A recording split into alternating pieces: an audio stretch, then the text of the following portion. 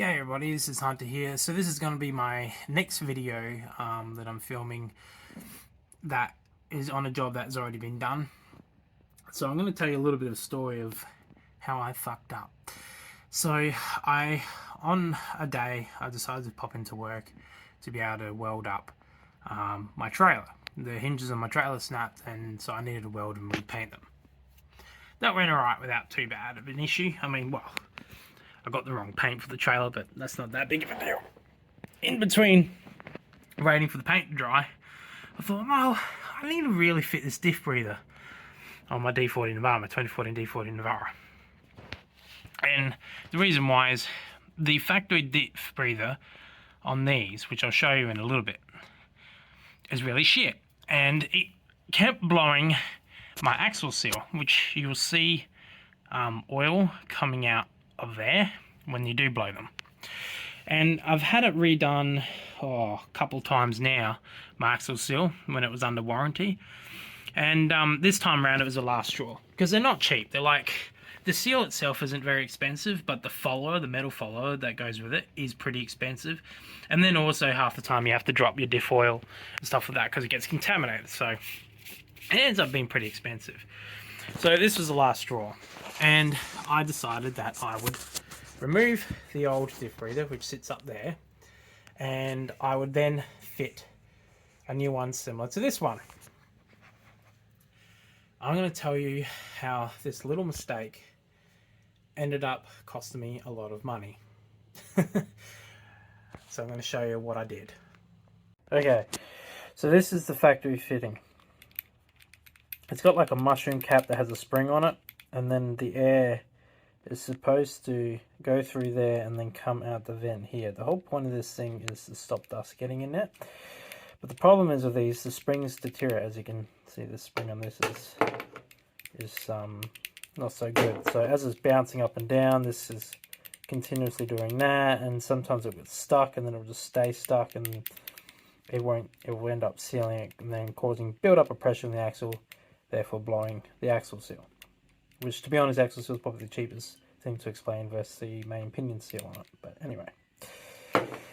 So then I wanted to fit my factory kit, which I bought, which ignore these washers. That's what I had to use on the old thing. But anyway. So it comes with these fittings here, and they're push fitting, comes with a hose, and then there's a couple of 9 degrees, and then it comes with an aluminium block, and then obviously filters and stuff like that, which are currently in the car now. So, I made mistake number one. I used an oversized socket on these. I used a 1/2 inch socket when I should have used a small, like a 1/4 inch socket on these. That's mistake number one. Rookie mistake. I've done it before in the past, many years ago when I was learning automotive shit. You snap a couple of bolts here and there, and you learn from them. This time, you would think fucking my experience would teach me again, but, well, make me learn from that lesson. But this time around, I wasn't thinking properly because I was kind of in a hurry. So I got down to the, as you can see, the O-ring here, and I'm like, oh yeah, she's right down to the final touch, and then I did a little bit of nip, and thread came off, completely snapped, clean off. Thread stuck inside the fucking diff now. Great. And I yelled fuck at the top of my voice. I was so angry with myself that I did that. I was like, fuck. Made the number one mistake. And I didn't think at the time that using the 1/2 inch was the reason, but it was. And I'll tell you why. One, using an oversized socket, you got a lot more leverage than a small socket, so you're putting actually more torque on the bolt than you think you are. Two, the thread sizes of these D40 Navaras are actually a tapered thread. So if you have a look in the original thread, it's hard to sort of see it, but it's a tapered thread, which basically means that it gets narrower the further it goes along, and the reason designed for that is to create a seal. These are a straight thread, so there's your biggest problem there. Pain in the ass. So I was using an oversized socket on a tapered thread, which caused it to snap off. Then there's a third issue which I was unaware of. these aren't actually stainless steel. These are brass, brass with nickel plating. So that's a big problem. And I'm going to have to say this, Onboard and Air, I bought this from Amazon. They also have a site on eBay as well, but their product's shit. The aluminium block itself is fine, and the hose is fine, but this is shit. Really bad quality. The fact it's made out of brass going into steel is just a recipe for disaster, to be honest.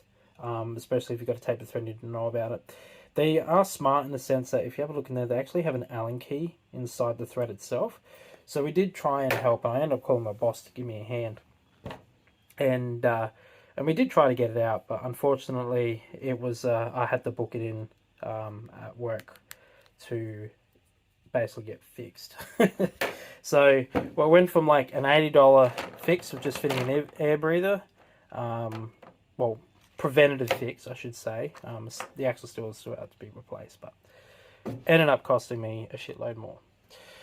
So that is what caused a series of problems, and now I'm going to go through on the rectifying the problems. So pretty much what I'm going to explain here is how to fix the problem if you ever come into this. One, how to change out the axle seal. It's actually not that hard.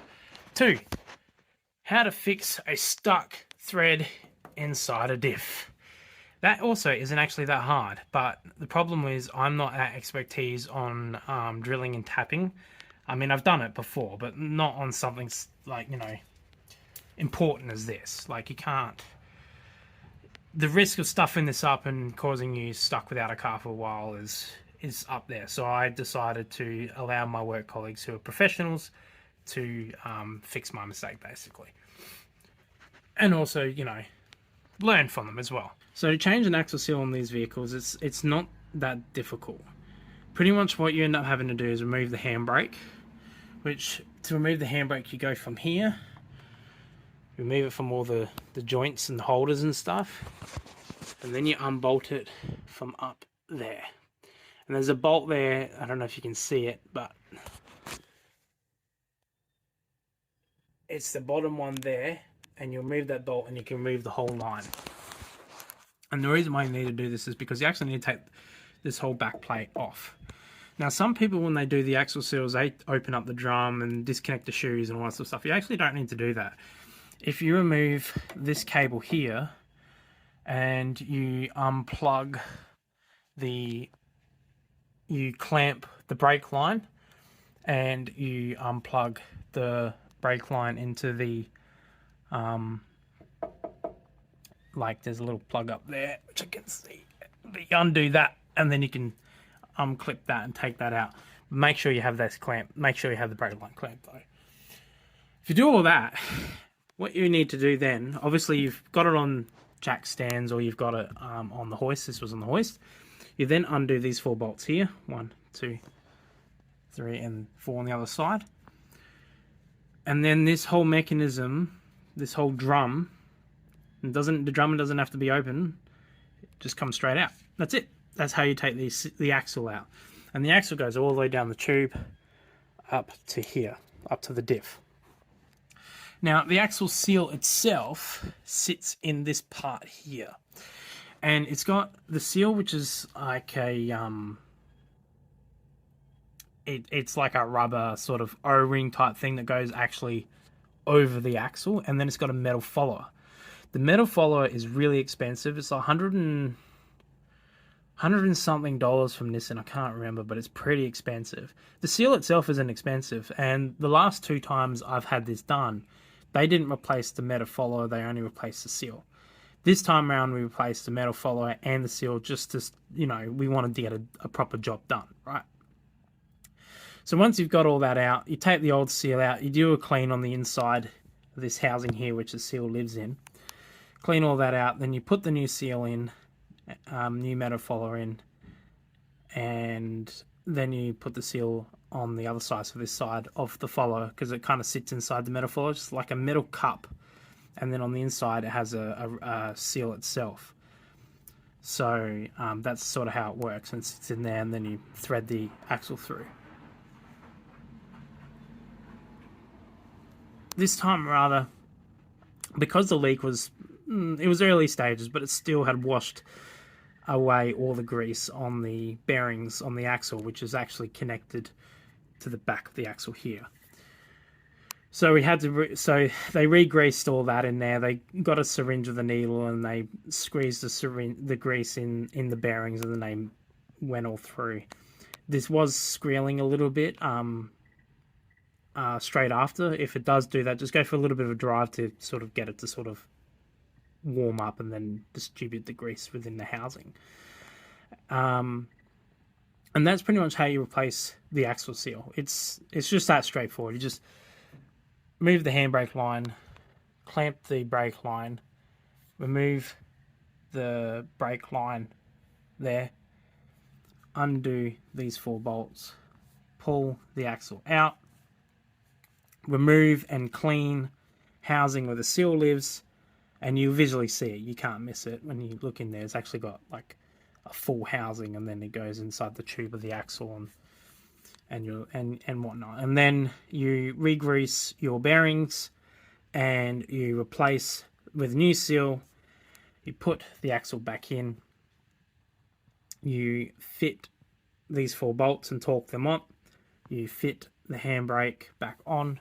So when you disconnect the handbrake here and up there, connect all that back up, connect the brake lines back up, unclip the brake, unclamp the brake lines, bleed the brakes, and that's it. Done. To fix my mistake, in between of taking the axle out, re-greasing the bearings, don't put the new seal in. You then have to drill out the thread. Now, luckily, because it was brass, it was actually pretty easy to do. They did it with a hardened steel bolt of the same thread, and they just basically screwed it in and hammered it bit by bit to just disperse the thread. The reason why doing that is, one, it protects the original thread, so then that way it doesn't damage it too much, making the issue of basically having to get a whole new thread size fitting. So to avoid that, the mechanic, he just did little bit by little bit with a hardened steel bolt. It's a little bit longer process, but it avoids completely damaging the original thread. And then once you've done that, you re-tap it, and then you thread this breather push fitting, which is a better quality. This is actually stainless steel, and it's a tapered thread as well. And it's also got sealant on it as well. Now, while he's doing all this, he had a rag inside the tube to catch all the metal filings. So then that way, there's no metal filings still in there when you fit the new seal, because the metal filings, although won't damage the diff, they will definitely damage the new seal. So he pulled the rag out, and then he gave it a good clean out, and then put that new fitting on, pushed it on. He returned the seal back, the axle back in there. He returned the new seal in there, sorry. Then put the axle back in there. Then he tightened the 4 bolts up, put back in the brake line, plugged back in the handbrake, and put it back up there as well. Connected it all up, adjusted the handbrake, bled the brakes, and then replenished the oil on this, which was black, so it was overdue anyway. And we're done. That's it. That's how we fix my fuck up. And you can do it yourself if you really wanted to. It's not terribly difficult. You just got to be patient. You don't really need create that many fancy tools besides clamps and all that sort of stuff. You don't even need to take the drum apart to do this job. Sometimes if your axle seal is leaking that badly, you can go inside the drum and then stuff your shoes up and you have to replace your shoes. But because I caught it early, it wasn't that big of a deal. Another quick tip with your diff oil. It says what oil to use on the back of your diff. I have changed these before, and I should know it, but unfortunately on the day I also almost made the mistake of using the wrong oil, because other D40 Navaras use a different oil to this one. So just keep that in mind, that this oil, the 2014 Series 7 D40 Navara manual 6-speed, has a 75 watt 140 oil only. It does not use any alternatives on this diff. Please don't make that mistake, because it can ruin your diff. And I almost made that mistake, and yeah, I should not, because I work in the profession now. Anyway, I hope you have a good day or night, depending around the world, and if you ever get stuck in this situation, I hope this helps. Thank you. Bye.